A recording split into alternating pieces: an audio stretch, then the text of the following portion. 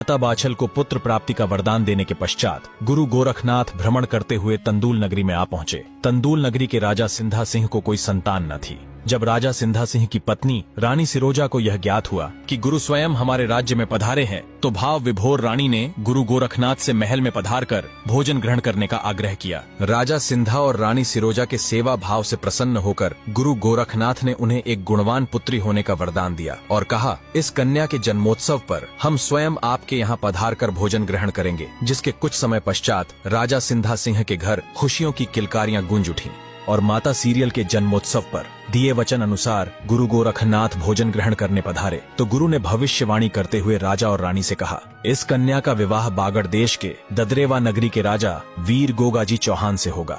गुरु मुख से निकले शब्दों से राजा सिंधा के स्वाभिमान को आघात हुआ, क्योंकि तंदूल राज्य का चौहानों के साथ वर्षों से संघर्ष चला आ रहा था। राजा सिंधा सिंह चौहान राजवंश को अपना शत्रु मानते थे। राजा की गुरु के विपक्ष में कुछ बोलने की हिम्मत ना हो सकी, किंतु राजा सिंधा ने मन ही मन यह तय कर लिया कि चाहे कुछ भी हो, राजकुमारी सीरियल का विवाह चौहान राजवंश में कदापि नहीं होगा। गुरु गोरखनाथ की रची लीला के अनुसार मुलाकात से पहले ही गोगाजी और राजकुमारी सीरियल एक दूसरे से स्वप्न में मिलते और हर बार विवाह के मध्य में ही उनकी नींद टूट जाती। यही कारण था कि गोगाजी महाराज और माता सीरियल एक दूसरे को देखते ही पहचान गए। अपने प्रेम को प्रकट करते हुए गोगाजी ने माता सीरियल के समक्ष विवाह प्रस्ताव रखा और माता ने भी बिना समय गवाए हाँ कर दी, किंतु गोगाजी ने कहा, मैं अभी आपसे विवाह नहीं कर सकता।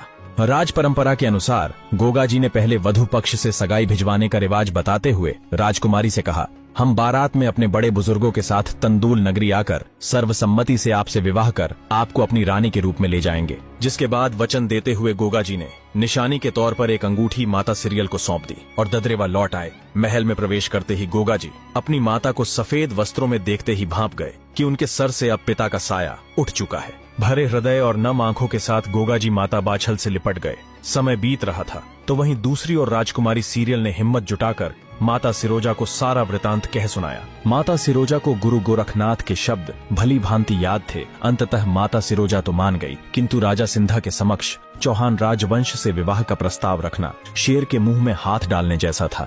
रानी सिरोजा ने युक्ति लगाते हुए बातों ही बातों में राजा सिंधा से अपने पुत्री के लिए उचित वर ढूंढने की बात कही। रानी के आग्रह पर राजा सिंधा सिंह ने पुरोहित को बुलवाकर उन्हें सगाई की रस्म का सामान देते हुए कहा, आप तुरंत राजकुमारी के लिए उचित वर की तलाश में जाएं और रिश्ता पक्का करके ही लौटें। ऐसा इसलिए क्योंकि उनकी पुरखों से चली आ रही परंपरा के अनुसार राज्य का पुरोहित ही कन्या के लिए उचित और योग्य वर निर्धारित करता था। जिसके बाद रानी सिरोजा ने चुपके से पुरोहित को बुलवाकर गुरु गोरखनाथ की भविष्यवाणी का जिक्र करते हुए सीरियल का विवाह ददरेवा नरेश गोगाजी चौहान से संपन्न कराने का आग्रह किया और इस कार्य के बदले मुंह मांगा इनाम देने की बात कही।